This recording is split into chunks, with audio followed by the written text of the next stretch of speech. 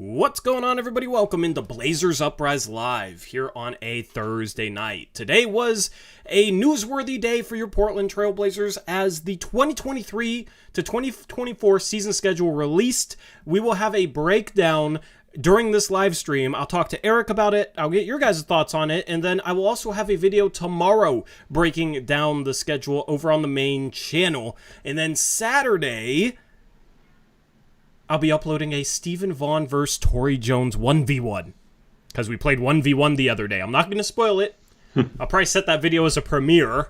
I still have to edit that thing, but yeah, I'll have a me versus Stephen 1v1. We finally made it happen. So we got some content, Eric. We got some things to talk about in this stream, and then we got content the next couple of days. Kind of exciting. And I purposely told Tori not to let me know who won because I want to watch the video and be surprised just like all of you. So I don't know, so don't ask me. Yeah. As far as I go, I don't know either. Okay? Don't ask me about it. All right? I'm not gonna spoil anything. All I'll say is Stephen Vaughn is an absolute beast, okay? That's all I'm going to say. All right? Did I slay the beast? I don't know. We'll see. Anyway, so this is Eric's last stream for the next couple of weeks. Eric is going on vacation from the 21st to the 31st, and coincidentally, that's from a Monday to a following Thursday the next week, so that's 4 streams worth, so we'll see how many Eric can be there, and maybe if Eric's not there, I'll have to spice it up with a couple different guests. You know, maybe I'll finally do a call-in, because people have asked me for that. We'll see, but Eric, hopefully you'll be able to catch a couple of those. Yeah, Trent says that's when Dame will get traded. Yeah, exactly. I'll be right on the start of my long plane ride, and yeah. Yeah. Does your plane have Wi-Fi? You have to pay for it, I think. I mean, if Dame got traded. Yeah, might be worth it. How epic would it be to have a Dame has been traded live stream, and you're live streaming from the air, from 5 miles above the ground? That'd be pretty sweet. That'd be sick. Where are you going? Hawaii. Hawaii. Okay. What island? Kauai, thankfully. Kauai. Yeah. Yeah. The Hawaii stuff is very upsetting. I've been to Lahaina. I loved Lahaina. It's really tragic what's happened there. So, if you have the means, definitely donate to that effort because it's an absolute tragedy what's happened there. So I haven't been to Hawaii in, I think, maybe 10 years. 10 years, definitely on my bucket list to go back there. I just got to get over my fear of flights. So still need to do that, Eric. Yeah, I've only been to Hawaii once when I was like 20, so it's been almost 25 years since I went. And we were supposed to go for a niece's wedding, but the wedding got called off, and we were still like, well, we have been saving for years for this trip, and so we decided to still go on it. But yeah. Yeah, good for you. Perfect time of the year to kind of until reset. Dame gets traded. Yeah, until Dame gets traded. I mean, if he does get traded on your vacation, I kind of hope it happens while you're in an airplane, because at least you won't be in Hawaii, and at least, I don't know, I think that would be sick. If we could find a way, you better download the Skype app on your phone, or we need to figure out a separate app to use to call. There's multiple options. We'll figure it out, because I think that would be somewhat entertaining. Hopefully it's not early in the morning, though. When's your flight leave? Like 5:45 a.m. Oh, that's disgusting. Actually, I hope it doesn't happen while you're on your first flight, because yeah, well, it's. We have to go to Oakland, and then we have a 3-hour layover, and then okay, maybe on the second leg, maybe I can handle that. Yeah. Anyway, chat, how was your day? Let me know in the chat. What'd you guys accomplish today? What'd you guys do today? I lost a Rec League playoff game today because the gym that me and Steven played in yesterday was like 100 degrees. I had no legs. So I just didn't have it today. Team didn't have it today. Miserable experience. I'm still kind of mad because I hate losing. It was like, hour and a half ago, but still angry. So chat, you guys are my therapy. You guys are here to calm me down a little bit and get me past this L that I took today. Is your rec league in between seasons right now? No, we had our final regular season game tonight. Playoffs start next week, so I'm gonna miss it. But we're playing the best team in the league, and so we're probably gonna get killed anyway, so it doesn't matter. Yeah. But Eric didn't want to be there for that. No. Well, it's stupid because I asked the league when it would be like the final week, and they said before I signed up, and they said it was this week. So I was like, perfect, because then I'll be gone and I can make it through the whole league. Yeah. And then they're like, oh, we meant regular season after like halfway through the season, and they added the playoffs after that. So, yeah. Eric wanted to go to Cancun early, but actually it's Hawaii. So right, yeah. Yeah. Torrey turned from Jokic to Jovic in today's game. I mean, I don't know. What happened in my Wrigley game was just kind of, I don't know.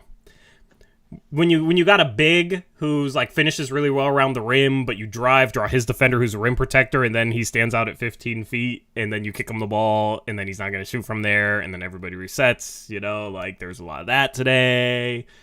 I didn't shoot too well. Another teammate who's a shooter who goes off most of the time just had an off night because he's rusty. Yeah, it was just a combination of things. So frustrating day today, but hopefully you guys had a good day today. Did anybody even say what they did today? Is this just going in one ear and out through the other? Jackson said he washed his car. Congrats, Jackson. That's an accomplishment. I need to wash my car. I need it detailed, actually. Kyle Wilson sounds like you're making a lot of excuses. I just said I didn't play that well. There was just a bunch of things that did not go well today. I didn't play well. Had a teammate that didn't play well. Had a big man that should have dove to the rim more. So, tough. Allison says she woke up today. That's good. Congrats. Your mom washed her car. Nice. Worked 12 hours in 100-degree weather. That's impressive. Eric ate bread. Man, good job, Eric. I'm proud of you. My mom and my 3 kids all came to my basketball game, too, so that was cool. They usually don't come that often, so. Nice. Alex, that's disgusting. And I no longer want to know what you guys did today, because if you didn't know this about me, I hate seafood. I will not eat seafood, no matter what. Doesn't matter what it tastes like. I have a vegetarian mindset towards seafood. So crab or raccoon, I don't know. I don't care. Gross. Anyway, when Eric is unmuted, we will jump into things. I'm good. So, Eric, you know what? Let's not even waste time. What is your reaction to the schedule that released today? Chat, let me know down in the chat what you think of the schedule, what your reaction is to the schedule. Eric, what is your reaction to the schedule that dropped today? My initial reaction was good. In the sense that, I don't really care. I'm actually good. I'm glad that they have some tough stretches and some hard road trips and things like that. I think it'll be good for a young team to bond and stuff like that. And I think I'm personally hoping that, short of a miracle trade or something, we're not good this year. So I'd rather have the tough schedule this year with a bunch of BS. And I don't really care that it's hard because I'm not expecting them to win a lot of games anyway. Yeah, so you're hoping for the team to get a high lottery pick. Yeah, pretty much. Okay. I'm not at the point where I'm hoping for them to struggle. Well, I'm not really. I have no hopes regardless. Right. You know? Well, let me just say, I'm not going to be rooting from them from day one to lose every game. That, I don't think we need to root that hard for them to lose, because I just think they'll be not very good anyways. But I definitely want to see them play well and do things, and I do think that tough road trips do build character and stuff like that. Yeah, Eric Olson says Eric is saying trust the process. It's going to be a process, guys. It's going to take some patience and going into next season expecting us to struggle. I know that is negative or whatever, but we've been too optimistic on the team the past couple of years. Maybe every year that we've had this channel, we've been too optimistic going into the season. Mm-hmm. Unless there's I can't think of a time where we were too negative. We were too optimistic. And last year, you know what's funny? I got a tweet today on Twitter. Somebody responded to me and basically said, like, since you have no expectations next year, does that mean you're not going to be Mr. Negative on every post-game show or something like that? And it's like, those of you who watched post-game shows last year, I was optimistic halfway through the season. I was Mr. Optimist almost all season. Yeah. Almost all season. I was the one who was like, no, Eric, I don't want to do a tankathon stream. Fine, I'll do a tankathon stream. We're 11th and then get the number 1 pick on the first sim. And I'm like, okay, fine. You know? There was a point in, it had to have been either late January, early February, when you still weren't willing to do the tankathon. And we had won like a game or two. And you were looking at the schedule saying, I think we can win the next 4 or something like that. And I was like, dude, don't do this again. Because like we've done that the last couple of years. Remember that stream? Yep. And I was saying, no, I'm never doing this again because like, but yeah, you were saying, I think we're going to win like 5 out of the next 6 and stuff, right? Yeah, it's just amazing to me how it's like everything I say is negative. I thought I was relatively positive almost all year last year, and didn't really work out. So, I'm going into next year like I expect us to struggle, but I don't think the struggle is a bad thing. It should not be painted as a negative thing. Expecting the team to struggle should not be looked at as a negative thing. I feel like that's just realistic when you have a team. Now, if you want to predict them at 14-68, like an article did today by Andy Bailey, then okay, that's pretty dang negative. 14-68, that's ridiculous. But I mean, it's a young team. It's in the middle of a rebuild. Assuming that Dame's gone is kind of the basis for all this. There's going to be struggles. There's going to be a lot of growing pains. I'm going into next year, like, not really hoping for anything other than the development of our young core. And, I want to see flashes from them. I want to see Sharp take the next step. I want to see Scoot look like a borderline all-star from game 1. You know what I mean? Like, that's what I'm hoping for. I want Simons to turn into a star. That's really almost all that I care about. So it's going to be a different feel. But, like, when the schedule dropped, Eric, this is just from the lens of, like, a schedule, not from the lens of, like, maybe hoping them to have a tough schedule. Like, just from the lens of looking at a schedule, I think this is the worst possible schedule that a team could have. Yeah, I know Portland always gets screwed with the travel schedule and stuff. One thing about you being negative, real quick, though, I think a lot of that stems from both you and I get so disappointed at the lack of moves or the crappy moves they make at like a trade deadline, which is like a big stream. And so that festers into like the post games sometimes. And so I think a lot of people only tune in for the bigger streams a lot of the time and don't watch every 2 to 3 hour post game show. So they see us getting all disappointed after the trade deadline or the a draft or whatever. And then they think we're always like that. So, but yeah, it's like, we just wanted them to like make some good moves and go for it. And they just don't ever do that. So that's part of, it's not necessarily being pessimistic or negative. It's just that we get so down that they don't make good moves, Yeah. So just the lack of a direction the past couple of years too. Like now they have a direction, and at this point, I will embrace it. Like they chose their freaking path.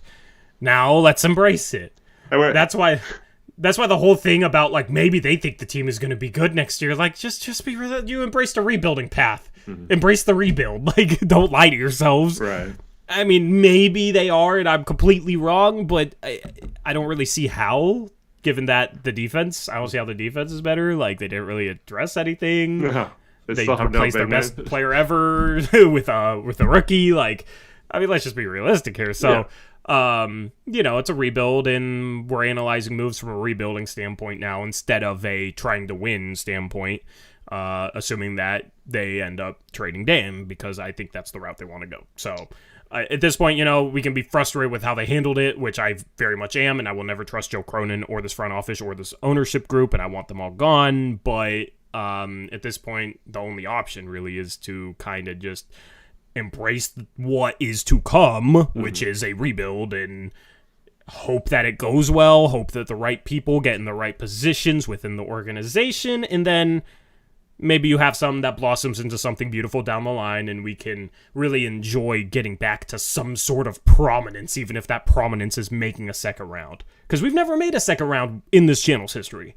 Right. So that's kind of just what I just want to win one playoff series. That's what I know that people want to contend, right? Like, obviously that's the goal, and that's how we're gonna, analyze things. Like, we gotta try and win a championship someday, right? But I mean, I'll just take a playoff win at this point.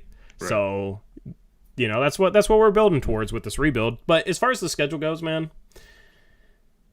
it's just ridiculously bad in a couple different ways. Now, one of the ways is subjective, and I'm going to do a chat poll on this. And actually, I'm going to ask you a question on this.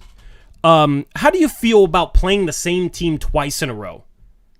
Because there's 7 instances of that in the schedule. I think 7's too much. I don't mind it if it's just like a couple times a year. But yeah, I'm not a huge fan of... Like, remember last year when we played... I don't think it was... Oh, no, we did have the one back-to-back against Phoenix. But I thought there was like 5.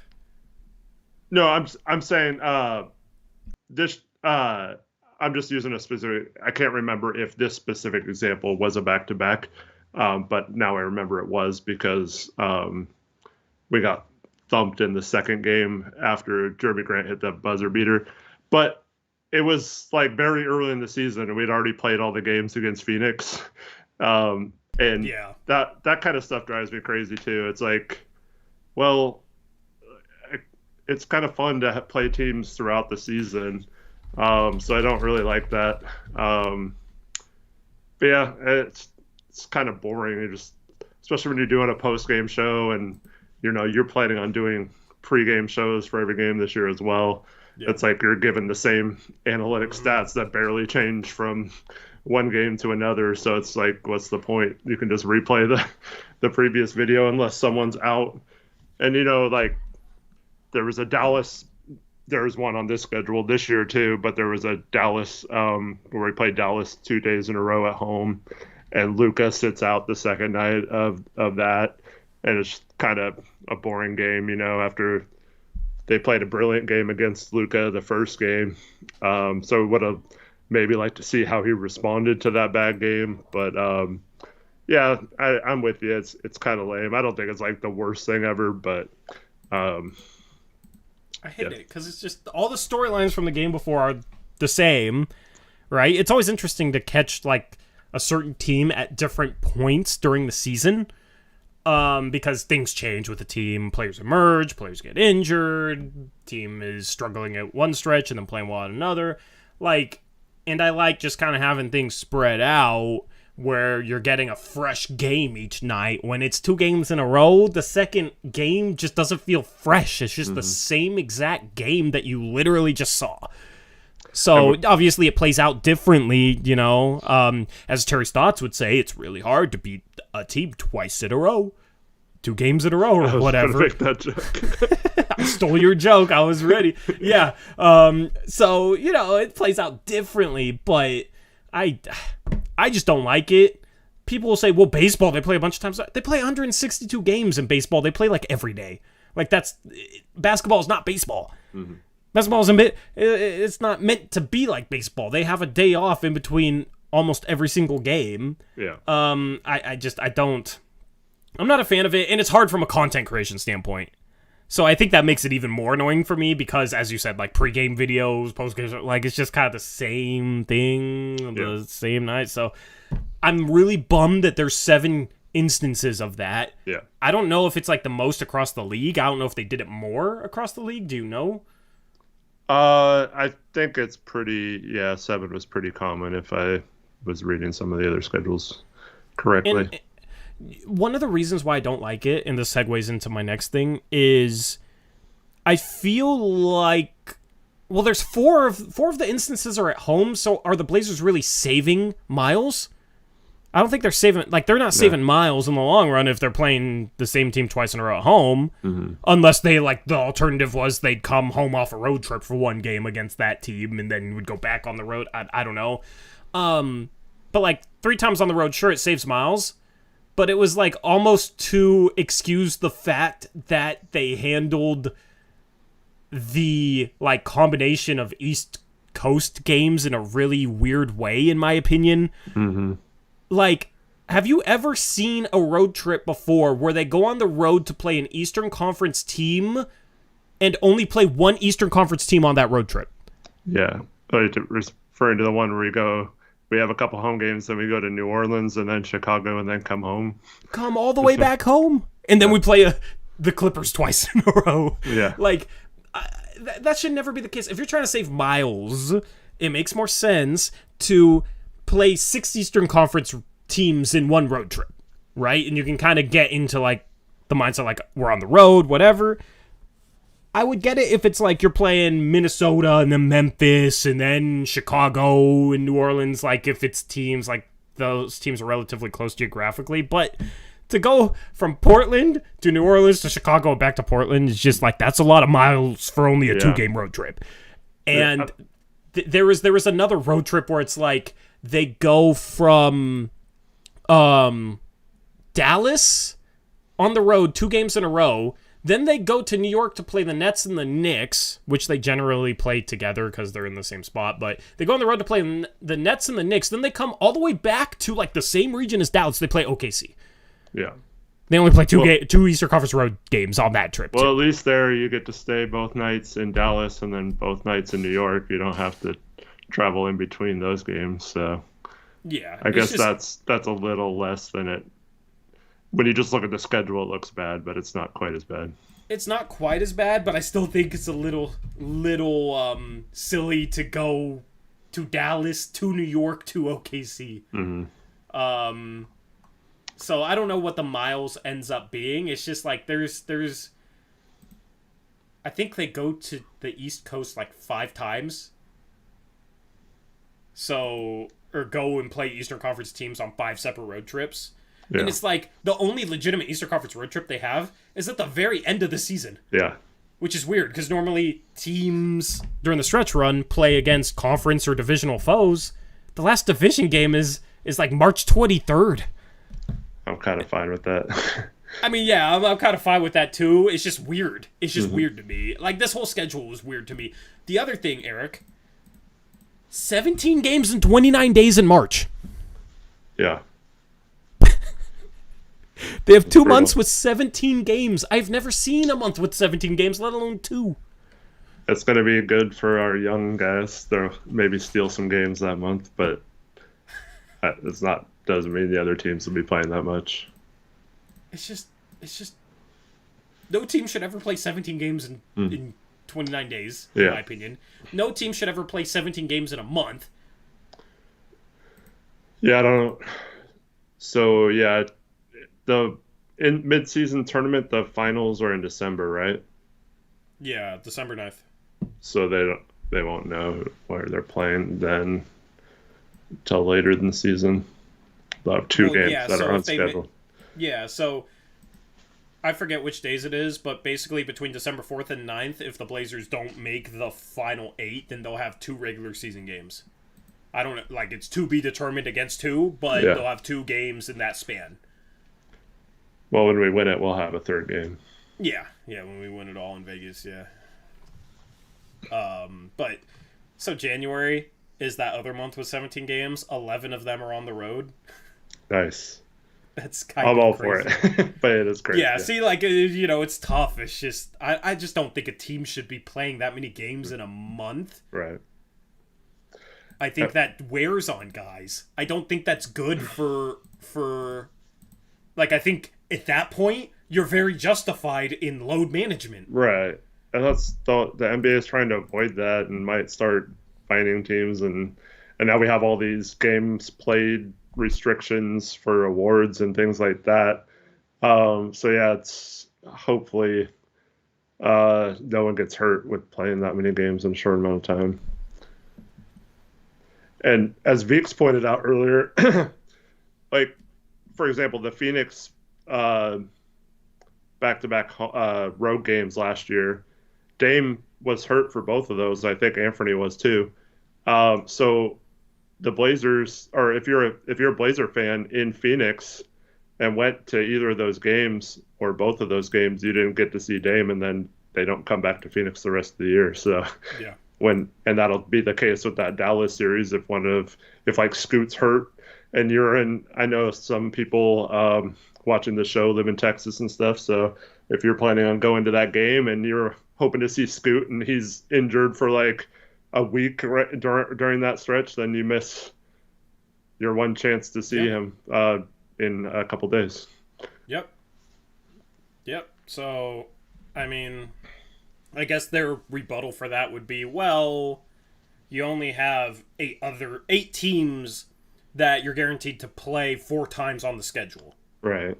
It could be 10 depending on the like in-season tournament knockout round. Right. But before it was teams in your conference that aren't in your division, 6 of them you play 4 times, 4 of them you play 3 times. But now you need to take 2 games and attribute it to the knockout round or the to-be-determined regular season games between December 4th and December 9th as part of the in-season tournament. So those 2 games comes from 2 of those Western Conference foes that aren't in your division that you would play 4 times. Now it's only 3. So now it's teams not in your division. 4 of them you'll play 4 times. 6 of them you'll play 3 times. So other teams in your division you play 4 times, and then 4 other conference opponents. That's 8 teams. So that could be the rebuttal, is like, oh, it only applies to like 8 different teams. Mm-hmm. But still, like if you want to watch Wemby this year, if you're in Portland, you better hope he's healthy at the end of December, because it's the only chance you're going to get. Yeah, exactly. So I wish they would space it out for that reason, just to give, you know, if you're going to have 2 home games against the Spurs, give Blazer fans a chance to see Wemby and have the leeway, like, okay, maybe he's out one game, give them a different game at a different time. Wait, show some respect. That's Portland Trailblazers' rival San Antonio Spurs now. Yeah, apparently. I mean, it's just silly to me, like, I don't like it. And, okay, Scoot versus Wemby also is just not nationally televised, not even on NBA TV. Mm-hmm. That I feel like, bro, they made such a hype about them facing off against each other when Scoot was in the G League and Wemby was overseas. But now that they're both in the league, and then Summer League, but now they're both in the league, they won't nationally televise their first matchup? Just silly to me. Cole says it's on NBA TV. No, the third matchup is. Not the first 2. Yeah. The third matchup is. Maybe they already know Wemby's not going to be playing. Yeah, they're going to, because it's back-to-back games against the same team. He's going to play either of them. They read the script. So, yeah, like the schedule to me is just kind of gross. The way it lines up with divisional opponents is also very weird. I believe we played the Jazz all 4 times before we ever play the Nuggets or the Timberwolves, which we also played both those teams 4 times, but we play the Jazz all 4 times before we play either of those teams once. Yeah. That was kind of interesting. I mean, it doesn't really matter, I guess, but... Devin Ford says, isn't the rivalries more about the players, Scoot versus Wemby? Yeah, definitely. They're obviously trying to create a rivalry, like manufacture it between Scoot and Wemby. Televise it. Yeah, right, exactly. During rivalry week. So that's going to be a thing going forward, obviously, from this draft. Very disrespectful to Brandon Miller, which is fine, because if he ends up sucking, then that'll be justified. But they definitely want to start some sort of long-term battle between Wemby and Scoot, because those guys are both those guys are both going to be very I'm trying to think of the right word. Like, they'll get a lot of eyeballs watching them, and they're exciting players and stuff. So, yeah. So, yeah, let me pull up the schedule. I was just looking at rivalry week, which is an interesting thing. Also, you know what I wish they would do? Every year, each NBA team should play at least one game at a unique location. Yeah, that'd be cool. So, you know, the whole Alamo Dome thing with the Spurs last year? Mm-hmm. Like... The game that saved us. Yeah, the game that saved us. Like, maybe it's once a week, right? You have one game that's nationally televised that's, like, in a unique location, like a football stadium, baseball stadium. I mean, we've seen games on aircraft carriers before. Like, maybe it's overseas. They already kind of do that. But, like, just create a spectacle around it.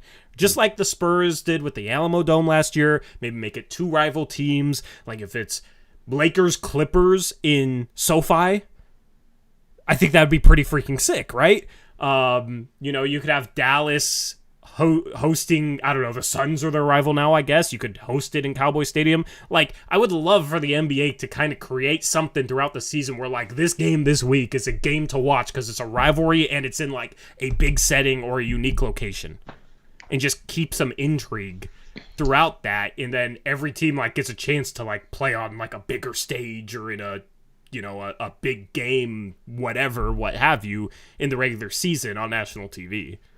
Yeah, hockey does that. I don't think all teams do, but they have their outdoor game, and then the last few years, baseball's played like a game at the Field of Dreams.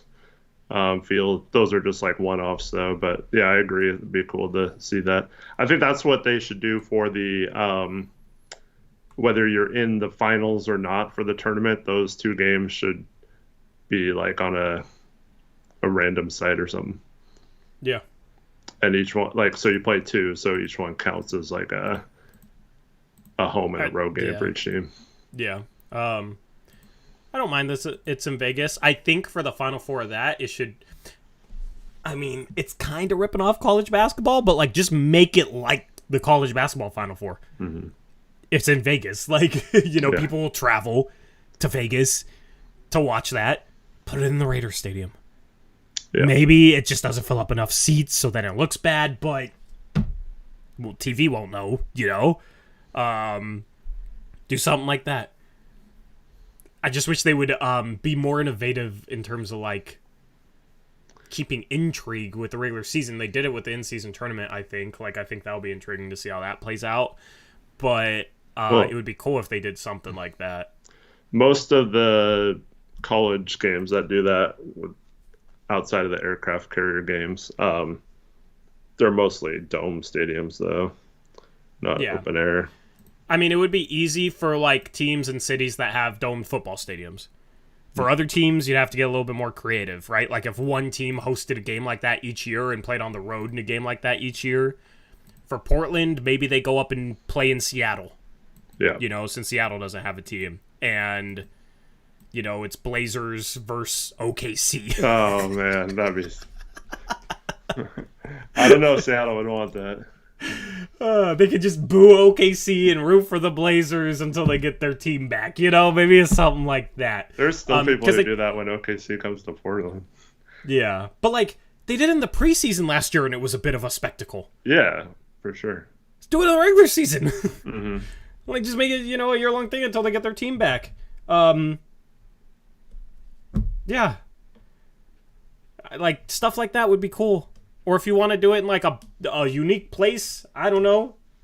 There's a roof on T-Mobile Park the Mariners play in. Now it's open air, so maybe condensation gets on the court because you're off the Puget Sound. But I don't know. I don't know if the logistics of that would work. But get creative. Mm-hmm. Get creative. So yeah, I don't know. It would be fun, and I think if you had like each team host a game like that each year, it'd create something for the fans to look forward to. It would be, that'd be 30 games a year.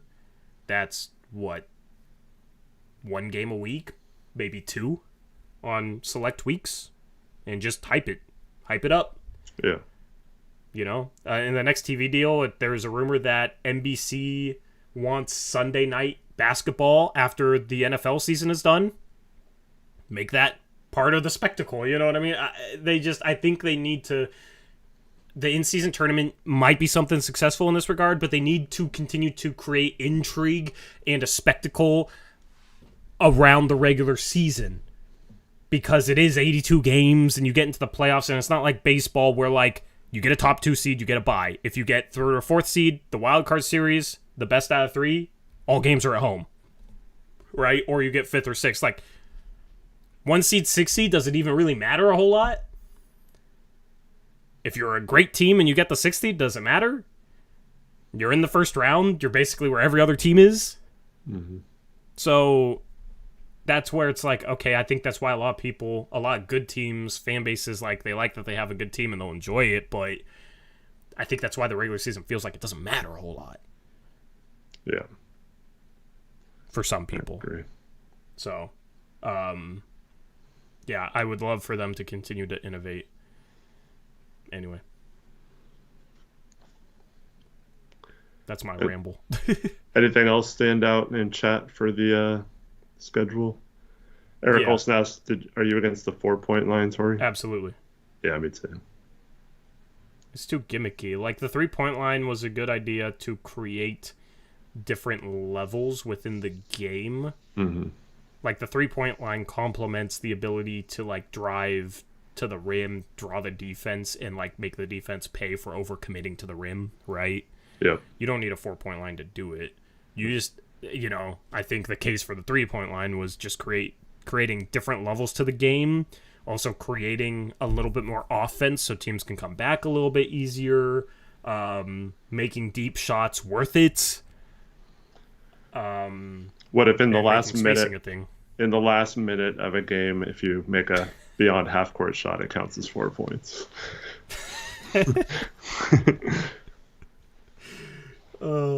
Imagine they just have a week where they like try insane rules and the games still count. Yeah. That's one of them,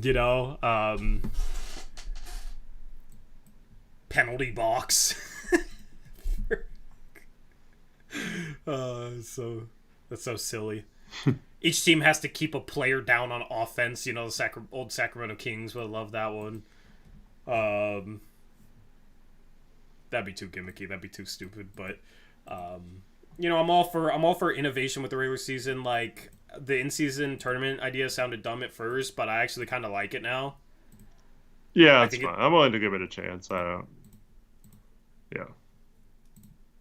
I'm going to ask another chat poll. 40% said they didn't like playing the same team twice in a row. 38% said met, and 22% said they like it because yay baseball.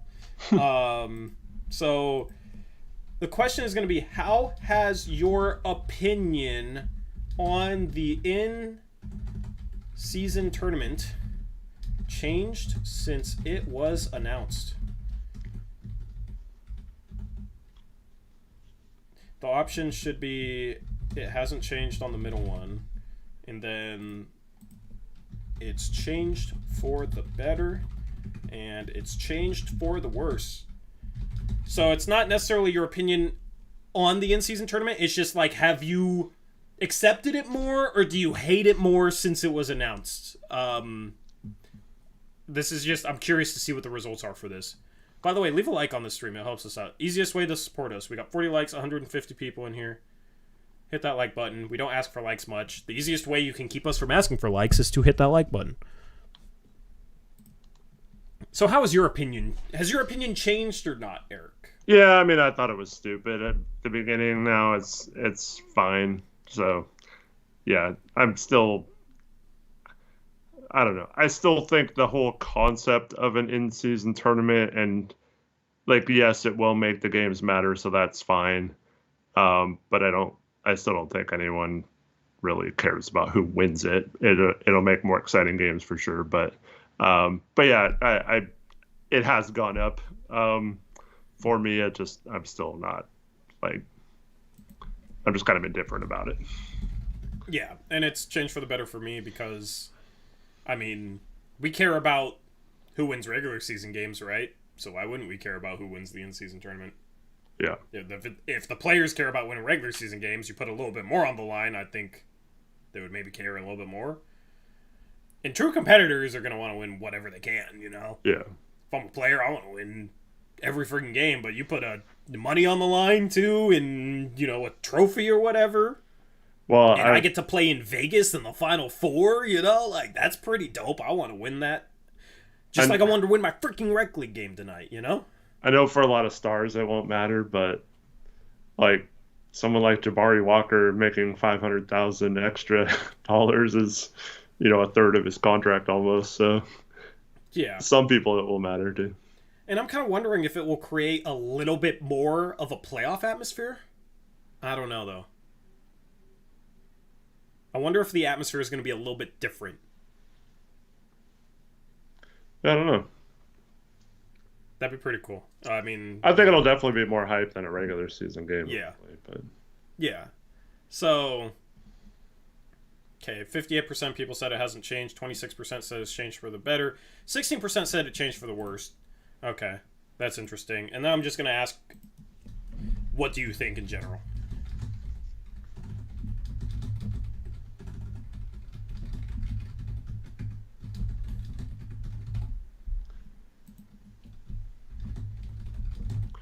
I think There you go. part of my logic is that is going back to the earlier conversation. I'm not expecting the Blazers to be great this year, so like I don't know if that's playing into my factoring into it. Like, am I just thinking they're gonna get their butts kicked, whether it's a regular season game, a normal one, or a mid-season tournament game? But yeah. So this poll results lines up pretty much exactly with the poll before. Yeah, I mean I like it because I don't really think there's any legitimate downsides to it. Creates extra intrigue, might make certain games a little bit more fun. Like, cause dude, okay, let me just say this, guys. So, the Blazers' first in-season tournament game is their 6th game of the season at home against Memphis, right? Before that, they play at the Clippers, at home versus Orlando, then a 3-game road trip at Philadelphia, at Toronto, at Detroit. Detroit, that's maybe a winnable game. Orlando, home, maybe a winnable game. Like, if we're 2-3 going into that in-season tournament game at home against Memphis, they don't have Ja Morant on November 3rd, first in-season tournament game. If we win that game, chat, you guys are going to be hyped. You guys are going to be hyped as hell. We'll be hyped. Like, it'll be fun, you know? Yeah. Like, it would be fun if we win that game, but especially because it's the first in-season tournament game. If we come out and we beat Memphis, like, oh, maybe we can make the round of 8. We literally had people in our group chat box score watching other games during Summer League because they wanted a Summer League championship. Like, I feel like we're going to care. That's more fun. I don't understand disliking it. So, that's just my opinion. Gray Hughes is in. Just like the playing games, everyone thought how crappy an idea, but now look. Well, did not many people think the playing was stupid? I didn't think it was a crappy idea. I liked the plan from the beginning. I had no problems with the plan. I was the one who was sitting there like, it creates a gap between 6th and 7th that actually matters. Yeah. And it creates a gap between 7 and 8 because you get that game at home. And, you know, it's just like creates a little bit more layering to like where you finish. Because otherwise before it was like 8 seed, 1 seed. They're both going to be playing in the first round in a 7-game series. One team just has an extra home game. Yeah, we saw 2 playing teams make it to the conference finals this year, too. I think, if anything, the NBA playoffs needs more, like, layering in a way to make it matter whether or not you get a 2 or a 3 seed. Mm-hmm. Like, it's just that's the thing. That's the whole thing about, like, the regular season doesn't really matter much because it doesn't matter if you get a 1 or a 6 seed. You're playing in the first round in a 7-game series. So, you know, I don't really know what it'd look like, but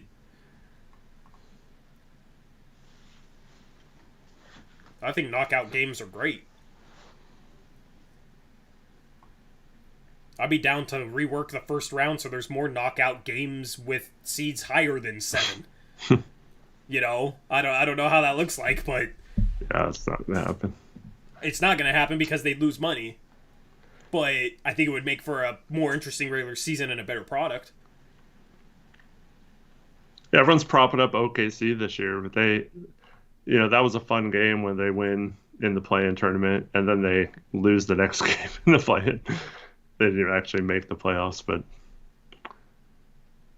yeah, I do think, because it's been the last couple of years, there's been less sellers at the deadline, and I feel like more teams can justify going for the playoffs because so many, including the Blazers last year, teams were like right in the mix of the play-in spot at the trade deadline.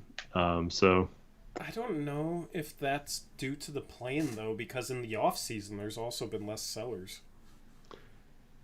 Yeah, but that, like, the only team that sold was Washington, right? Yeah, I mean, I think this particular season was just off season was weird because there were so many teams that had been sellers for years, and now they're trying to take that next step like Sacramento did last year. So I think there was just a big group of those normal bottom dwellers. Like San Antonio probably wouldn't have been good for a while if they don't get a top 3 pick. But now there's hype because of Wemby, so they're not really selling. Detroit and Orlando feel like they're on the come up. Houston, instead of selling, just like randomly throws insane amount of money at veteran players and goes for it, so there wasn't like a lot of teams that just broke it down this year. I don't think that's necessarily because of the play-in, but I do think the fact that 10 out of the 15 teams have a legit shot at making the playoffs, it does encourage teams to go for it a little more. Yep. Kevin H says, will we be bad with Wemby? Well, we'd still have Dame if we had Wemby. I think he's a Spurs fan. Oh, will the Spurs be bad with Wemby? Well, I'm not saying they'll be great right away, but there's hype there. They're not gonna sell off pieces because they got Wemby. That doesn't make sense. That's only piece. I'm not saying they're making the playoffs. I mean, the most I could see them doing is selling a wing like probably Vassell or Keldon Johnson. Like, maybe they have the front court where Keldon Johnson's defensive issues aren't really a problem. I think they need a long-term guard shot creator. I actually think Anthony Simons would be a pretty solid get for them, but sure. I don't really want anything on their roster for Anthony Simons. Yeah. Unless it's a bunch of picks and like Zach Collins and Sohan or something like that. Yeah. Maybe not a bunch of picks if it's that combination of things. But I mean, they're gonna have a versatile lineup.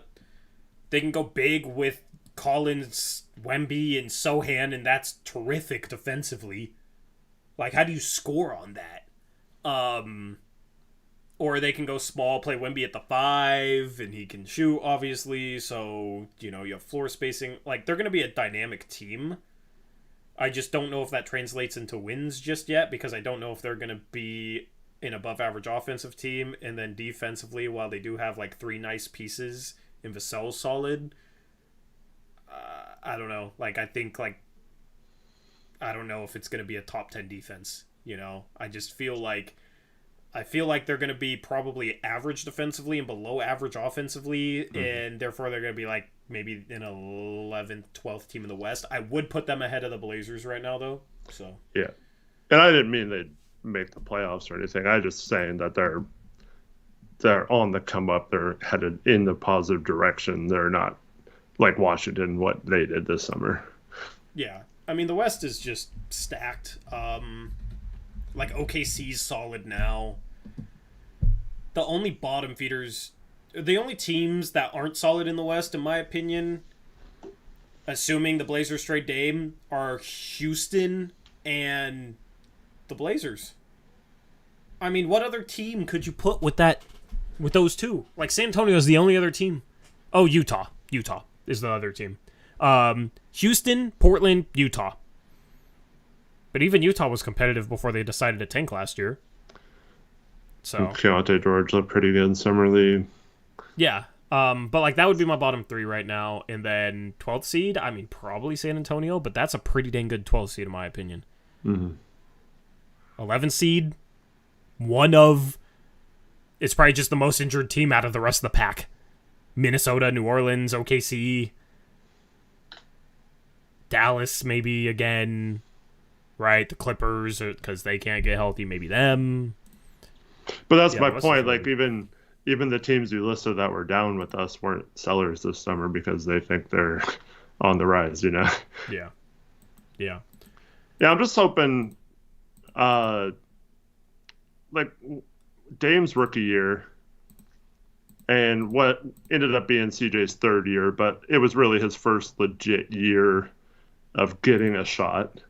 And then Anthony came off the bench a lot his first 3 years. And then finally Dame has that surgery and Anthony starts and takes over and stuff. So I'm just looking for that from Scoot. Like, just show us that you can lead a team and that it looks like you are for sure the point guard of the future. I don't think really wins and losses matter that much. If they happen to win a lot more games than they should, we're probably in pretty good shape moving forward because that would have to mean that several of our players are looking really good and taking that next step. Yeah, I'm more looking for that. Just okay, this guy's freaking good. We know he's our point guard of the future. We're set there. Now it's just about finding stuff at other positions and stuff like that. Like they identified after Dame's rookie year, you know, they go out and get like a Robin Lopez or something that fits in nicely with the pieces they have, and it's not really a star or anything, but you know, hopefully it's a better player than Rolo. But you know, just go out and find the pieces that fit with Scoot then if he shows that he's that guy. Yep. I'm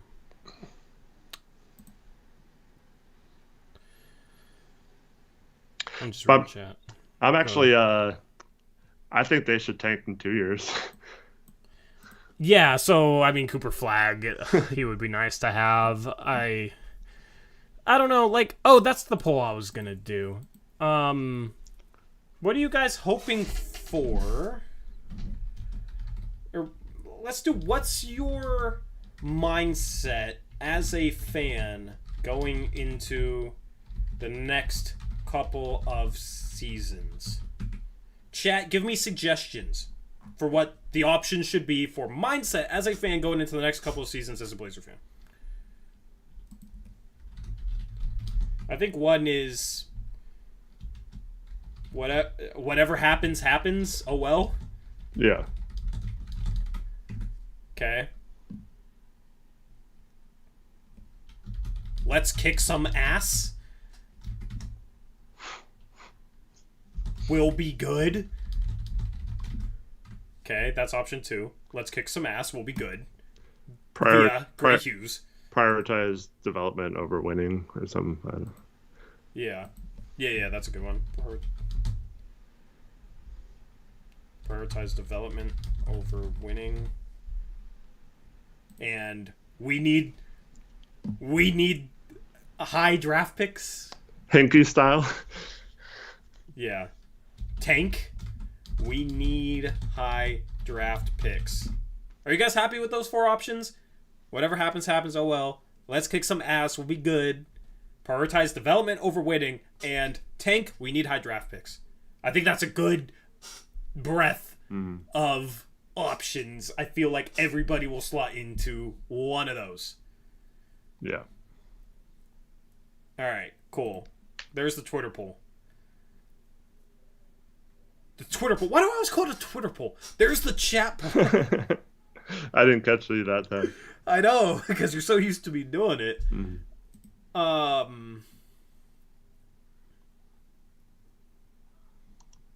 Anyway, yeah, interesting to see the results on this. Yeah.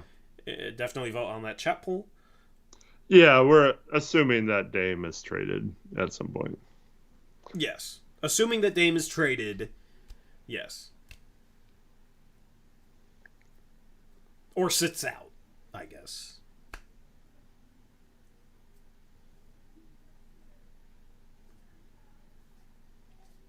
Are you surprised by the results of this poll so far? I closed the poll. I can't see it. So Why'd you close the poll? I don't know, because it takes up like half the chat, so that I can. Let me share my. No, it's fine. I'll see it in a minute. Okay. When do you close it? Shout out to MGJJ123 for the $5 super chat. Thank you. There's no message on it. If you meant to leave one, and yeah, super duper dono chat. If you meant to leave a message on your super duper dono chat, and YouTube maybe destroyed it for some reason, let us know in chat. We'll read it off. Thank you for the dono. Appreciate it. Thanks. Yeah, I think. I mean, obviously. So, what are you expecting from the out of these 4 options? What percentages are you expecting from each? Since you can't see it, I want to see how close you get. I think prioritized development will win. How much? What percentage you think? So there's 4 options. I'm gonna say that's gonna be like high 30s, low 40s. Okay. And then trying to think of get as many high draft picks as possible. I'm trying to think of trying to get whatever happens. Let's kick some ass, and tank. We need high draft picks, or the other 3 options. Kick some ass. We'll get like 20%, maybe 15-20%, because there's always going to be optimistic people, which is fine. It's totally fine. But there's always going to be people that want to win no matter what. So that's cool. Like maybe as high as 25%. And then whatever happens. I think a lot of people are just looking at it that way. So if I say 20% for the last one, I'm going to say just slightly higher for that one. So like 25%. Okay. And that leaves what, like, we need high draft picks. Like around 15 to 20% for that as well. I don't know. Yeah, pretty good. So here's the results. Actually, you pretty much nailed it with 3 of them. Prioritized development over winning, 44%. Whatever happens is 25%. Tank, we need high draft picks, is 17%. The only thing is you're a little bit optimistic on how many optimists we have. Okay. Yeah. Because only 13% said, let's kick some ass, we'll be good. Did Gray not vote 5 times? Yeah, Gray got all his burners. Yeah. Come on, Gray. Yeah, where's your burners at, Gray? That shit, I was expecting that to be high because I was expecting all your burners to come in clutch. Oh, see, he didn't even vote. Didn't even vote. Yep. Didn't even vote. I made that option for you, and you didn't even pick it, man. So about what Eric expected, I don't know what I would have guessed, to be honest. So you did pretty dang well.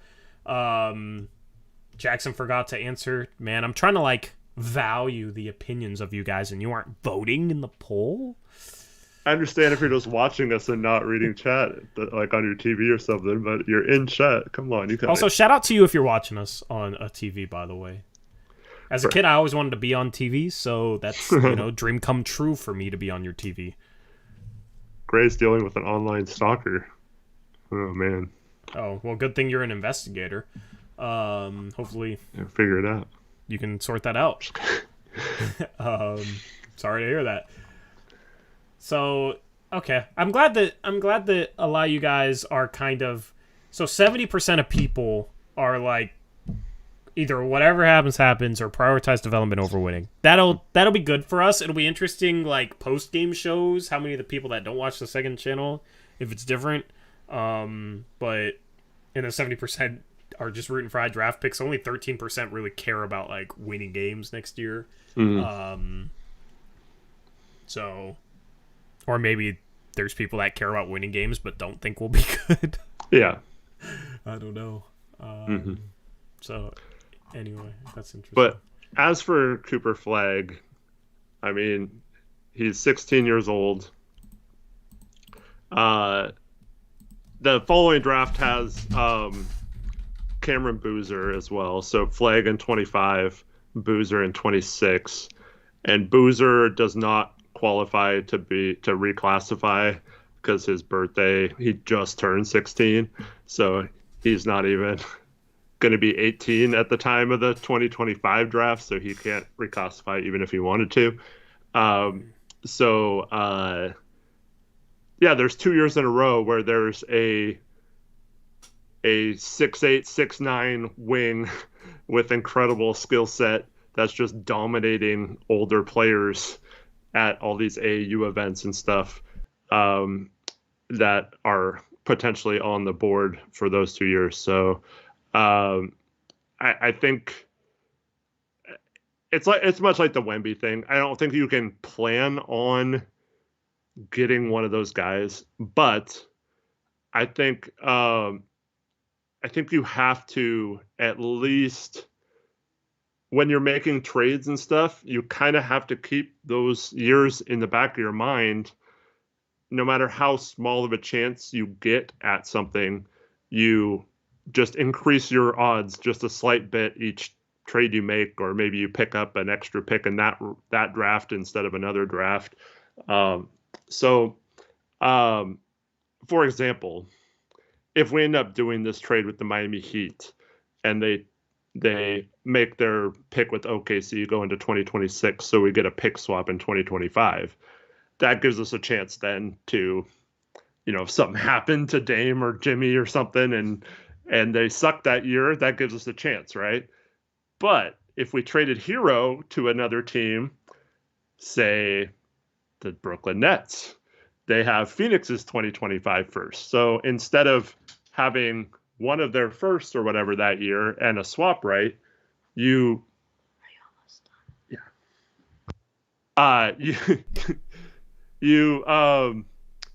make it to where you get the best of Miami's, Phoenix, or ours, right? And so then you give the worst one of those, and then so you're increasing your chance. Just now there's two teams you have a chance if something goes devastatingly wrong for them. Then you have two chances potentially at moving up in the lottery or whatever. And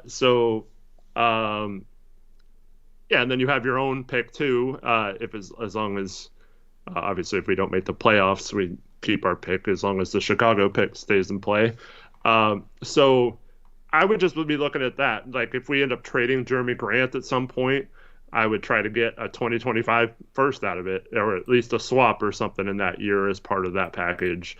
I think it's going to be difficult to get a pick that's unprotected, even if it's as part of a swap for Grant. Right. Yeah. Maybe a swap. You probably won't get a true unprotected. Although there's a lot of teams that are good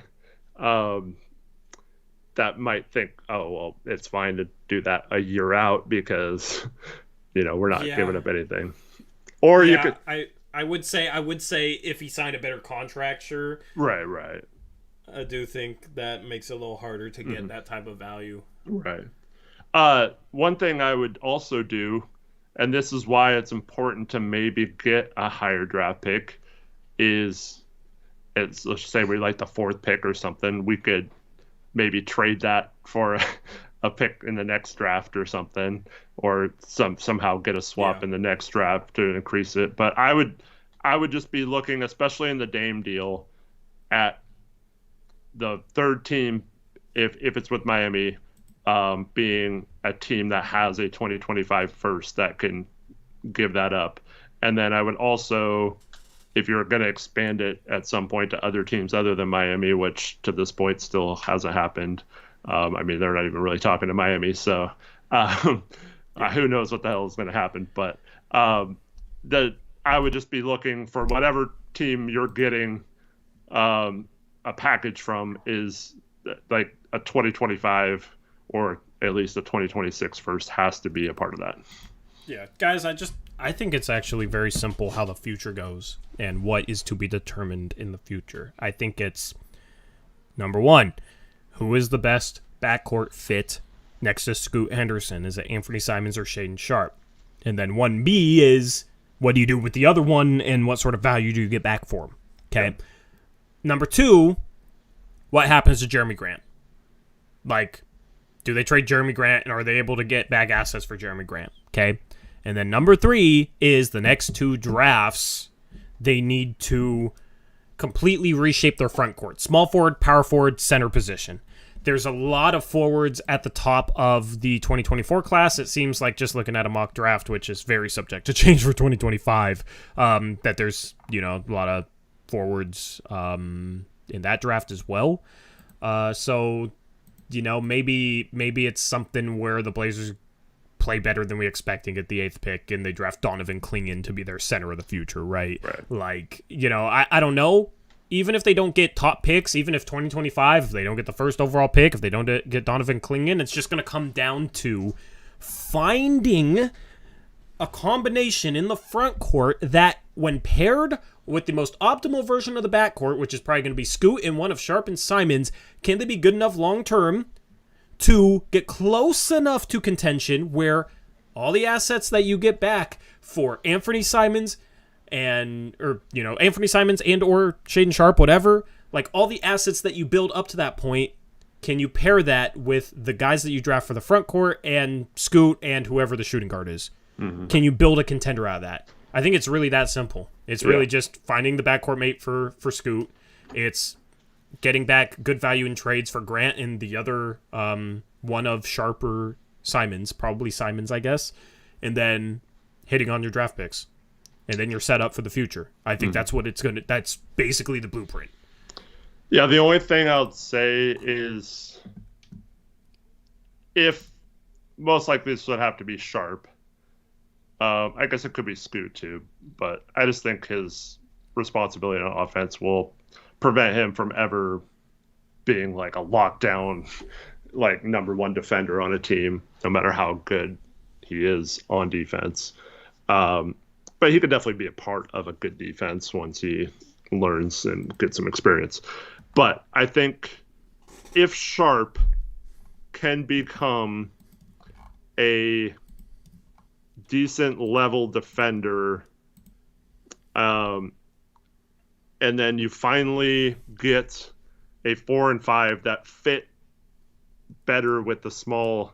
You need a switchable center like a Bam or a Nick Claxton or something. You need to find the next version of those guys, like a switchable center, and then you get the perfect power forward. And that's why I think it would be so amazing to get either Flagg or Boozer, because I think both of those guys would be ideal fits with maybe even keeping the 3 young guards and just let Sharpe play small forward. I don't know if that can work long term, but I think if you found the perfect guys, I think you could possibly make it work still with the smaller 3 that are that talented if they all are good. I just don't have faith in the defense being good enough. I honestly don't have as much faith in other people in Sharpe's defense long term, which is kind of crazy because I feel like I had more faith when they drafted him about his defense, and now it's kind of swung the other way. He will be able to make impressive like rim protection plays for a wing, right? He'll have moments and flashes. It's just he doesn't finish plays. Well, that's my question: is does he want to be a great defender? Yeah. Because there was just a lot of instances last year where it felt like he didn't really want to be a great defender, where he like was there in a play and just like put his hands down and just watch the guy shoot in front of him instead of trying to make a defensive play.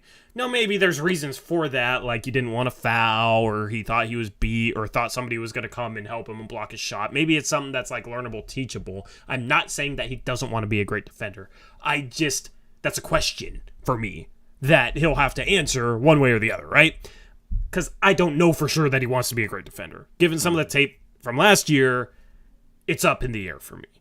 And for all his physical tools, like he obviously loves to block shots. He wants to block shots, but there's guys in the league where like they're great athletes. They want to make the highlight defensive play, but when it comes to grinding possession by possession, they don't do it. Screw you, Mix. Yeah, exactly. So, that's really what it is for me with him, is like, you can have all the physical gifts in the world. If you don't want to be a great defender, you're probably not going to be a good defender, right? Like, it's just, you got to want to be a good defender, because a lot of it does truly come down to heart and effort and hustle. And for Sharp, I hope that he wants to be a great defender. You know, I hope that he answers that with a resounding yes and improves on some of the struggles last year. I think he will improve somewhat just from having experience, but like Scoot, I think he's going to struggle off the bat. And I think it's hard to ask a 6'2" guard to carry your offense and be a good defender. Mm-hmm. But I feel like Scoot wants to be a good defender. Like, he has that super competitive edge to him. I think even Ant wants to be a good defender. Like, I don't really worry about that with those two guys. Now, just wanting to be a good defender isn't just going to make you a good defender. But Ant, like, the way he fights through screens, you know, I think it's more so just like some awareness mistakes, some off-ball mistakes, and needing to still maybe get a little bit stronger, and some technique stuff. Like, I think Ant has the ability to become an average defender in this league. I don't think it's easy for him to become a really good defender at the 2-guard spot, given that he is a little undersized. Yeah. So, well, I'll just say two things to counter that. One, we saw him, you know, he's still rookie, so it wasn't great. But I think when they challenged him and gave him more responsibility to guard the other team's best player, I think he did okay, especially for how young he is and how raw he is. So I'd like to see them do that, like right from the beginning of the season, say, hey, we don't really care.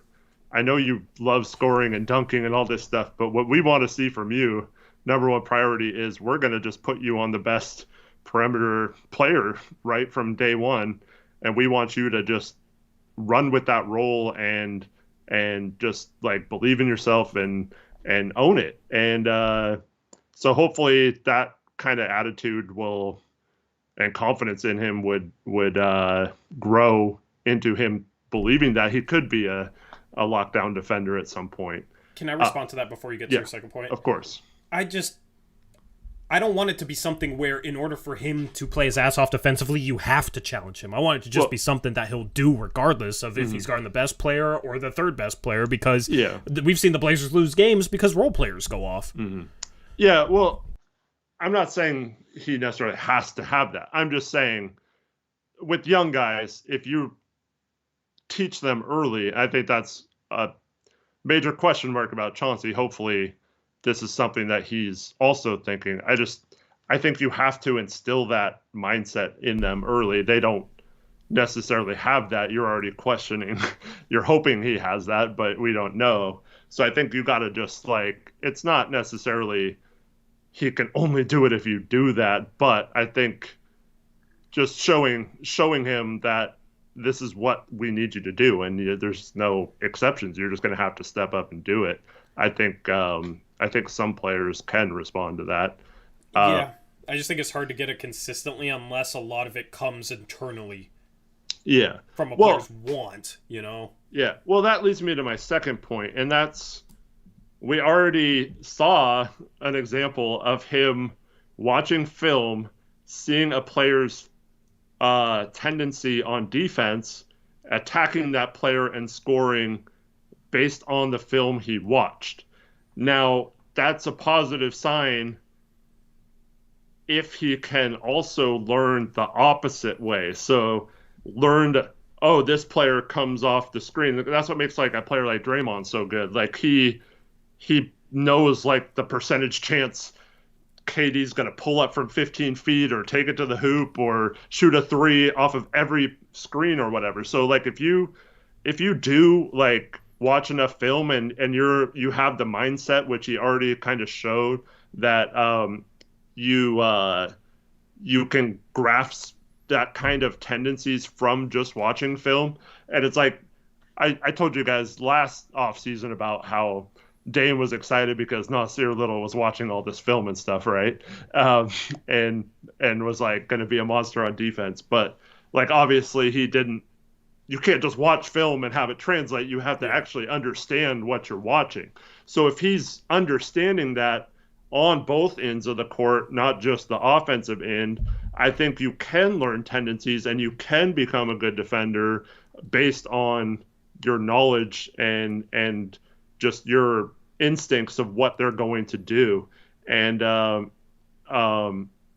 so I do have a little bit of hope that he can become that. And if he does, I think he could play the three a little bit. I think he's got enough athleticism. He's not like Norm Powell size or anything. So like I think it'll be fine. But yeah, I don't expect it to be right away. I think it's still a year or two away from him developing that, but that's why I wanted him to get reps last year, and I want him to get as many reps as possible this year, and why I would have voted for the prioritized development over anything else, because I want him to have that experience and just keep getting it and just keep pushing that into him. I have hope that both Shaedon Sharpe and Scoot Henderson can become good defenders. I'm not optimistic that both of them will become good defenders. I feel like one of them will, and I feel like it will probably be Scoot. I think Sharpe definitely has a chance. I just question it, and he can answer that with the resounding "I can be this level of defender," you know. But that's the thing, is if he wants to, I think he will, you know. So it's up to him. It doesn't really matter what I say. It just matters if he wants it or not. I do hope that it doesn't become a situation where, like, as he gets more offensive responsibility and, like, starts to put more points on the board, we've seen guys in the league, like, once they kind of make it in the league offensively and become, like, an 18, 19, 20 point per game scorer, it almost becomes a situation where it's like, oh, well, I don't need to defend. I'm a scorer, right? Of course. Like, I'm a good player because I put the ball in the hole, like, and it's almost like they get complacent on the defensive end because they care about, you know, being a 20 point per game scorer. That is the one thing that, like, I hope that doesn't happen with Sharpe, and not letting that happen also comes down to mentality. I think mentality is key with Sharpe. I think if he has the right mentality, he can become a star on the offensive end and a solid defender on the defensive end because of his athleticism, his length.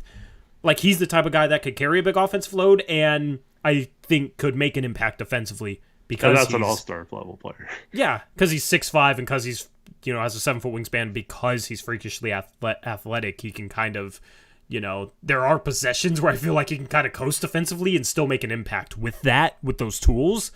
But I don't think those tools automatically make him a good defender, like it seems some people seem to think. So it's just mentality, and that's where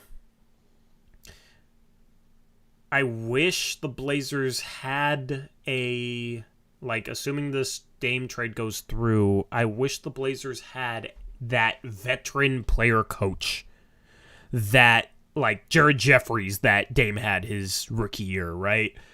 Just that guy that'll get on these dudes that also plays next to him. I think that helps young players.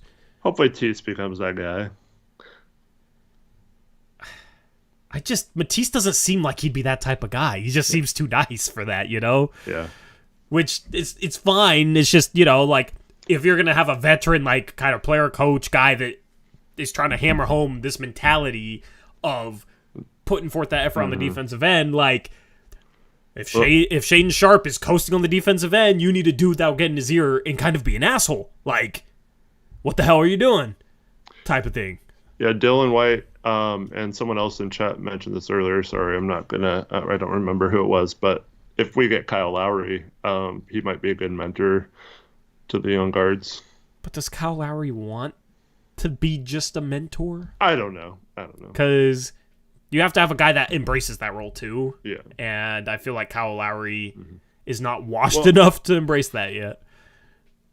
Here's the problem I'm foreseeing, and this can be mitigated if Scoot is just so good that he's making it so much easier for Anthony and Sharpe and Grant and stuff, and just setting them up so nicely on passes and runs the offense so brilliantly that It doesn't take a lot of effort to score, and that can happen with like dynamic guards who can get into the paint at will. So if Scoot is that guy right off the bat, putting pressure on defense in the paint and kicking out, and all these other players are just having the easiest shots of their careers and stuff, that is something that will help them expend less energy on offense and have more energy on defense. But I'm also interested to see, because I still don't think Scoot, Anthony, and Sharp, like someone's going to be the odd man out when it comes to scoring, at least, especially as long as Grant's on the team, because we're going to have, I mean, Grant's most likely going to score 20 points per game. I doubt Anthony's going to score less than he did last year without Dame. So he's going to be in the 20s as well. And then Scoot's going to have the ball in his hands all the time. So I'm wondering if that happens and Sharp's only averaging like 14 points a game or something, but it's not necessarily because he's playing bad. It's just because, other players are getting more shots or whatever. Is he okay with that? Is he good as long as he's playing or whatever and getting reps? Or is he like starting to sulk and then wants more of the offense and isn't worried about defense? And that's when mentality will come into play. And unfortunately for us, we only have one person on this team that fits that role right now of a player type coach that is tough-minded and knows how to play defense and stuff like that. And that's Chauncey Billups. And he's not a player. He's not a player, but so far he hasn't been able to show that he can like teach that or like incorporate that into his schemes or whatever. So like the hope would be that Chauncey, like with a younger team, can start molding these guys into being like him, and at least defensively.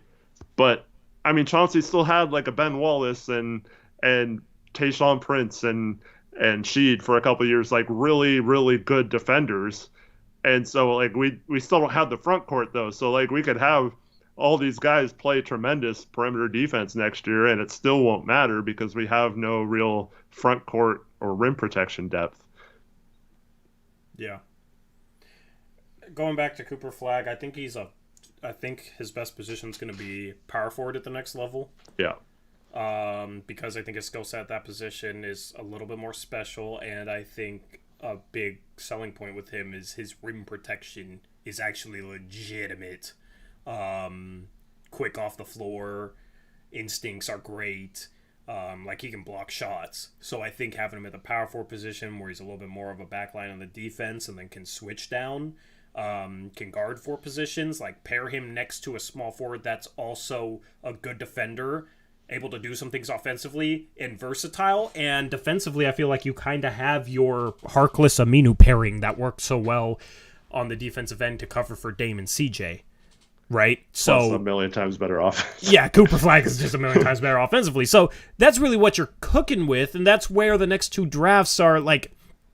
That's why I'm not really caring if we win games because, I don't know who the other guy is. Maybe it's somebody we draft this upcoming draft.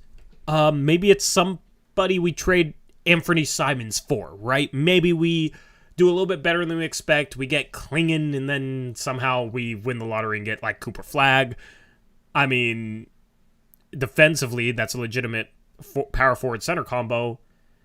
I mean, if Scoot and Sharp are legitimate too, and the team needs to get a little better defensively, that's where you try and trade Anthony Simons for that small forward who's versatile and can defend and knock down shots, and you probably have enough shot-making creation with Flagg, Sharp, Scoot, and then it comes to rounding out the bench, right? So, yeah, you find the next McHale or OG or something. I don't think you should trade for those guys now with the younger team, but like you go after and try to pinpoint that next player that's going to be in that mold. Yeah. I think if the Blazers aren't in the top 4, now it depends because the draft is very far away, so this is a bit early, but I think Donovan Clingan long term would be a really good fit just because of what he can do defensively, but then also having a guy that size, a lob target like that for Scoot, I think Scoot and him would thrive long term in the pick and roll. I really like his pairing as a pick and roll guy with Scoot and as that defensive big. Mm-hmm. But maybe Sarr, Alexandre Sarr. Yeah. Maybe he'll be the Sarr that works out here. Yeah, I just believe if we somehow get Flagger or Boozer, I think it could be game over, assuming that Scoot is if the they real pan thing. out. Yeah, But still very far away. Like we've seen, Amani Bates was looked at kind of the same way Cooper Flagg is looked at.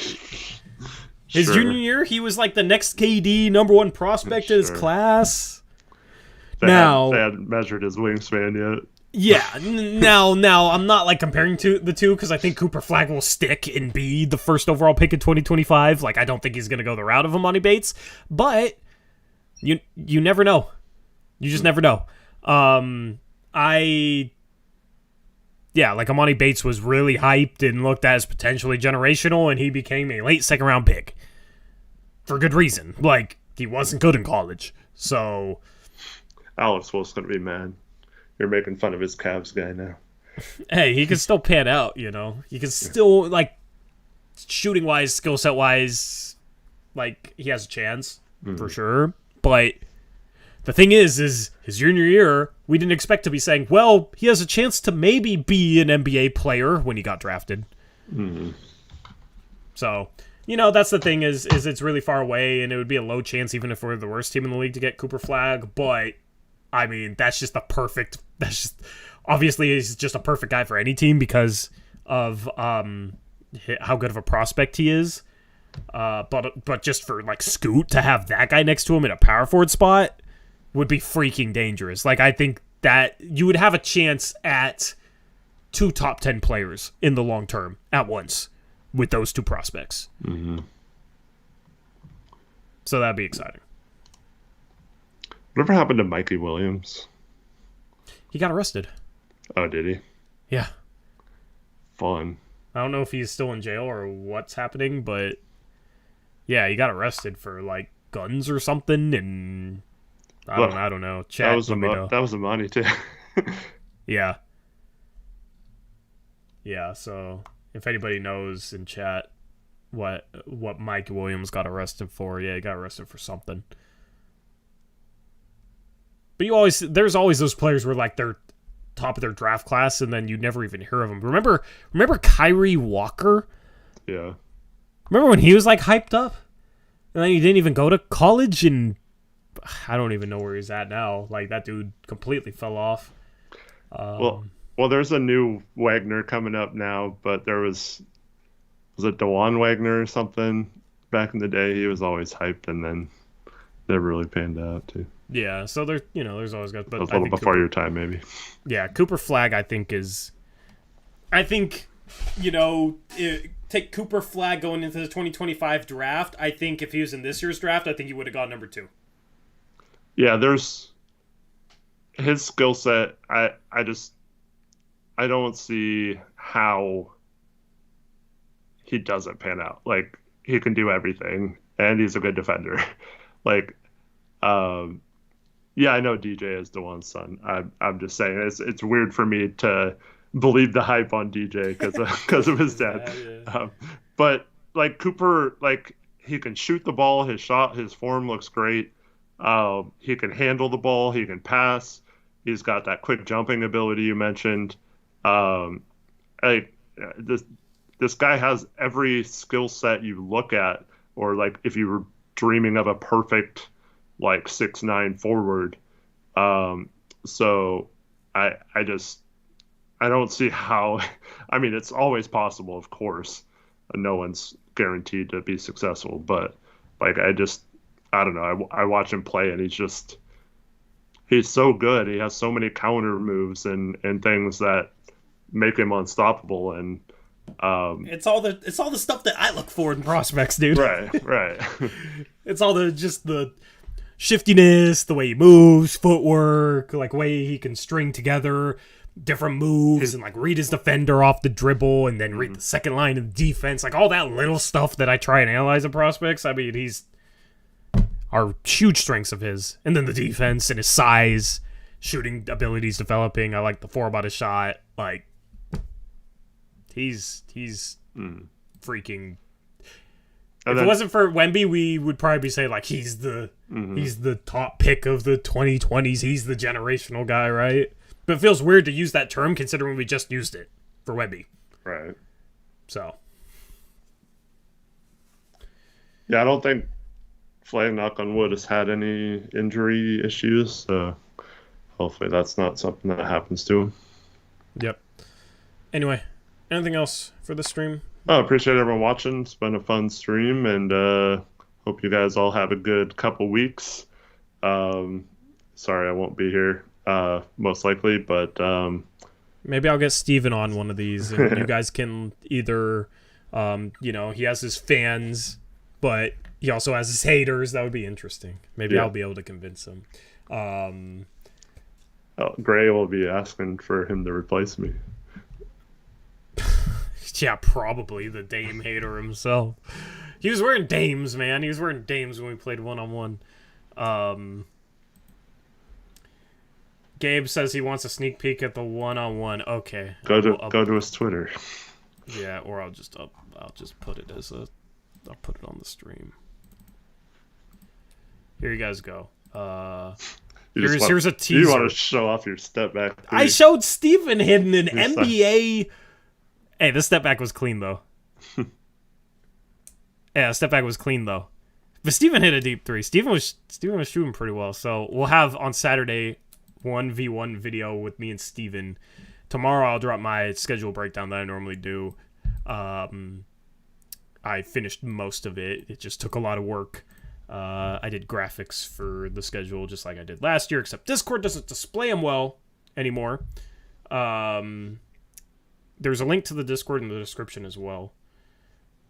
Allison, I'm nowhere near good enough for the G League. I'm like, compared to, there's just such a big level between the G League and like average Joe, like compared to, I feel like there's probably not a guy in chat that would beat me 1-on-1. Maybe there's one guy out there that, could. I don't know. If you think that's you, let me know, and maybe we'll play 1v1 someday, okay? Maybe we'll set up some sort of run where we do that. But, yeah, I think, like, Chiefin could. No way. But when it comes to G League, like, I could not beat I don't think I could beat a single G League player 1-on-1. I don't think I'd come close. So, it's just such a huge gap. Huge gap. Yeah. Gabe says, someone please start a GoFundMe for Torrey to Trout for the G League. Yeah, if somebody wants to do that, sure, I'll do it. But I'm not spending $300 myself on that. It's so cool if we could film it, though. I know. See, if I could like make content out of it and like pay somebody like legitimate camera person, watch Torrey get wrecked by Keldon Blevins in a G League try. See, I've seen like, you remember that dude? He had the long hair and the mustache. What was his name? The Pistons fan. We do like the rambling videos. Chat. What was his name? I forget his name. Yeah, I forget his name too. Chat. What was his name? Didn't he get in trouble for something? Got canceled or something. I don't think it was like something completely cancelable, just slightly cancelable. I don't know. I don't remember though. Don't take my word on that. No, it's not Rusty. Long hair, mustache.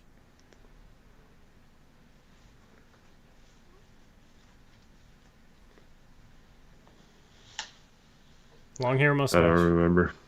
Chat, none of you know? I thought chat would come. Not Geraldo. Bro, what was his name? He went to that network and then he came back? Sure, Scalabrini's washed. I'll 1v1 him, and he'd beat me. Trevin says, I thought for sure someone would have it by now. Me too. I'm actually shocked that chat did not have an answer.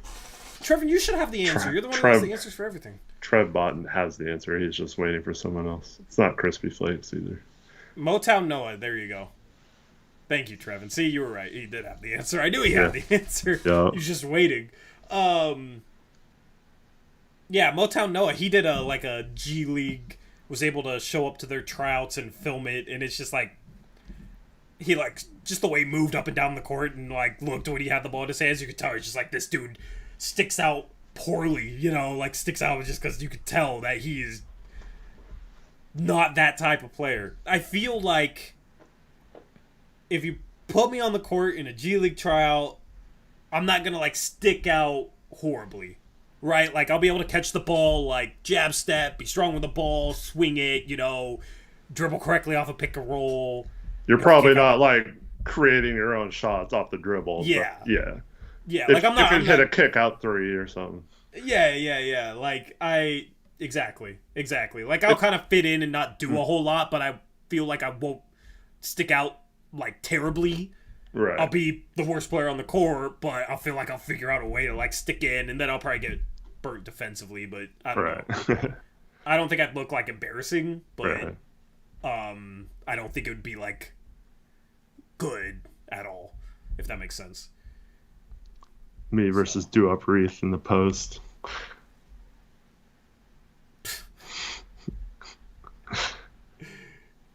And Eric would look like Chuck Hayes. Yeah. Exactly. Oh, man. Anyway, shout out to all you guys. Appreciate you tuning in. Hopefully you have a good rest of your night. Schedule breakdown tomorrow. 1v1 with me and Steven on Saturday. If I get lazy, maybe Sunday, but definitely this weekend. I know you guys are looking forward to that, and that's going to be fun to edit. And I think that's everything. Colonel Becky says prime Chuck Hayes is good. Yeah, but I'm not in my prime. That's like everyone who... I understand you're somewhat, you're pretty much in your prime. I wish. Not workout wise, but age wise. But people who include. Damn. What? What a diss. I mean, it's true. No, it's true. It's true. You've admitted that you're not in tryout shape for the G League, right? So that's not being in your prime. But you've said on this show that you would need months of someone running you through drills and stuff, right? Yeah, I said that. Yeah. I'll say that. But I'm making fun of myself though too, because people. I'm just kidding. I'm just teasing. when they're talking to you about it, they'll be like, "Oh yeah, Hoops Jocks should try out too," or whatever. And it's dude, I'm a 44-year-old washed white guy is not gonna freaking make the G League like this. Yeah. Yeah. If I was maybe 34, it might be different story, but yeah. No, I know I say that. Yeah, I'm just kind of giving Eric crap. I'm 15 years past my prime, so I can say it.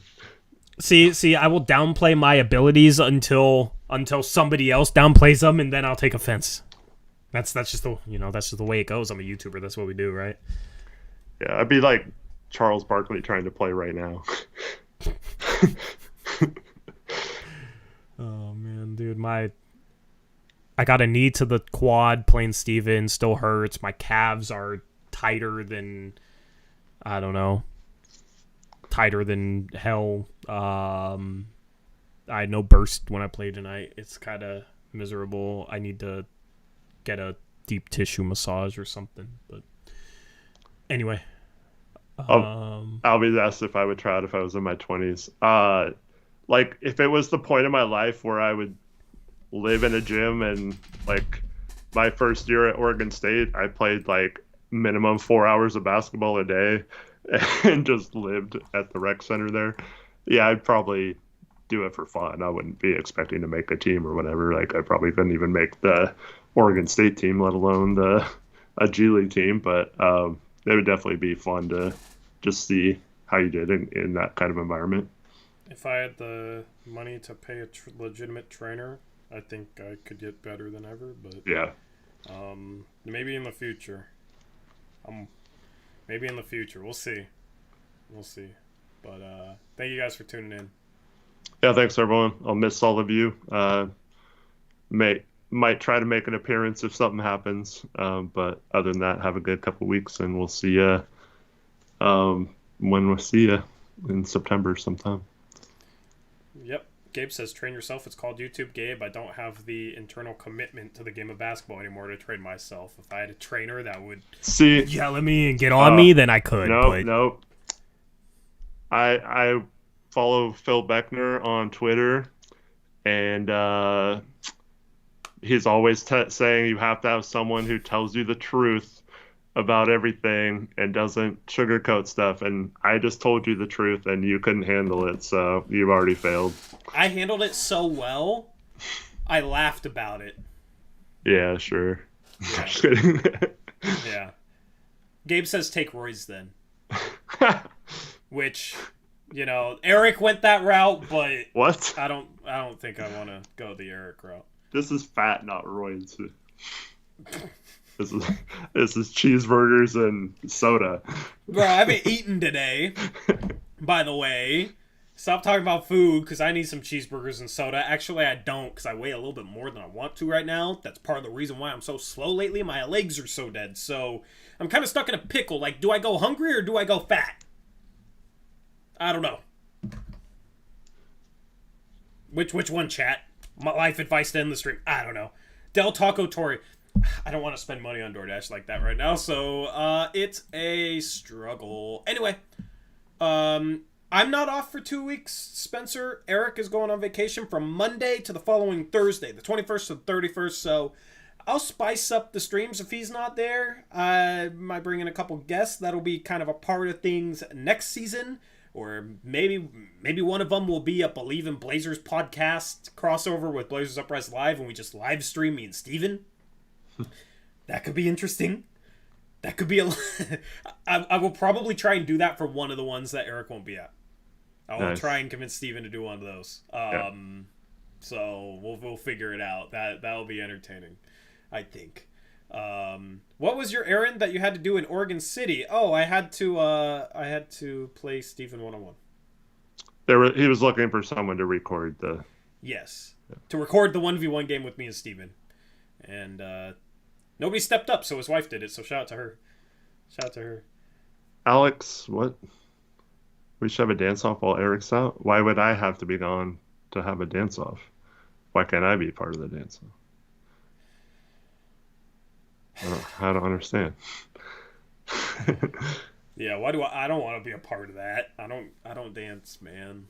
I'm 6'4" and gangly, and I know how to play basketball, and that's about it.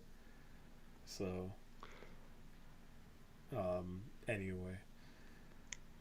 What's Steven's hoop background? He played 2 years in community college, right? He played Concordia, was like first team all NWAC. In high school, played against Kevin Love, did pretty well. Steven's legit, man. Like, I feel like you guys are assuming I won this game, and you shouldn't, because he's strong as hell and can shoot. He doesn't play a lot anymore, right? As well. That's the only problem. Yeah, but there's certain guys that were good enough, like, they still got it, you know what I mean? So, yeah, I was not ready for the physicality. So, you guys will see. You guys will find out. I'll set it as a premiere so you guys can watch live with each other. So just stay tuned. You guys can there will be a live chat on the premiere. And you guys can comment amongst each other on it. Maybe I'll be in there. Should be fun.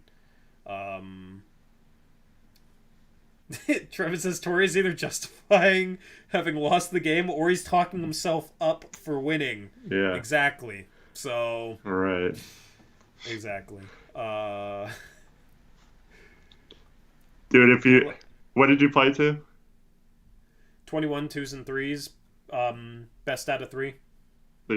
So you played 3 games. If you beat him like 21-10 both games and it didn't even go to the 3rd game, I am not believing anything you say from now on. Okay, well, no, I'm just kidding. I mean, well, good thing that you will believe everything I ever say. Okay. Ever again. Yeah. All right, I'll do one final chat poll. Chat, who do you think won?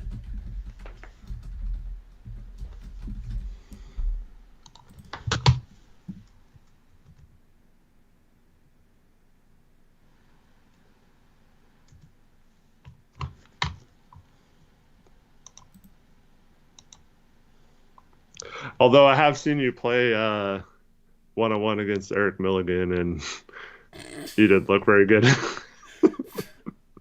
Bro, and me. What the? That wasn't even for real, bro. That was just, oh god. Yeah, let's just not even. Let's just not even talk about that. Oh god. Jeez. Yeah, getting clotheslined by this man's arm if I try and go anywhere. Yeah, that was fun. No confidence for Tori? What do you mean? It's 50-50 right now. On your own show, though, that's not good. I mean, chat always goes against me. Chat always goes against me. You know this. If there's ever a, like, who do you agree with, me or Eric type of poll, it doesn't matter if I'm right and you're wrong. They'll go on your side.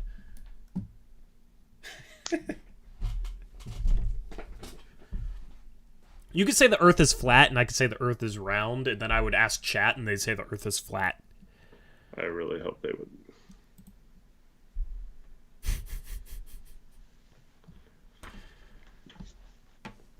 All right, 54% of you said me. Job. I doubt Steven ever played college ball at any level. We just said he was like first team all NWAC, which is a JUCO league. The same JUCO league I averaged 2.2 points per game in. So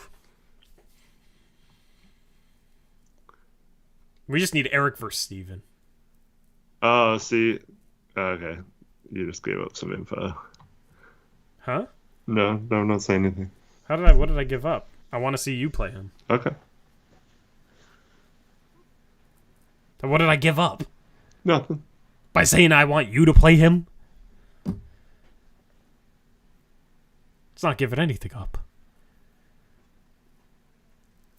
Tori, I would beat you and I didn't even play in college. I would love for all y'all to show up at a run and just individually play me one-on-one consecutively. Like, you guys can form a line. We can play to 5 1s and 2s. Anyway.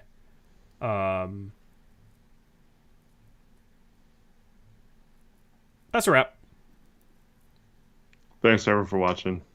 Have a good couple weeks. See you later. Who knows when you'll see Eric next? Maybe he'll be on his vacation. We'll see. Anyway, hopefully you guys enjoy the content this weekend. Thank you for watching. We're out of here. Catch you live again on Monday. We'll see what that stream is. And until then, as always, peace out. Go Blazers.